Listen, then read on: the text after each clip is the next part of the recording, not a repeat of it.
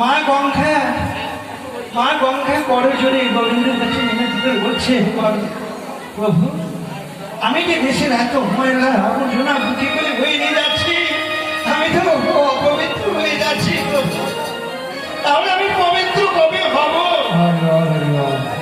সেদিন আমার গোবিন্দ গঙ্গাকে বলেছিল, গঙ্গা যদি কোনো বৈষ্ণব আমার নাম নিয়ে তোর নদীতে স্নান করে সেদিন তুই পবিত্র হবি।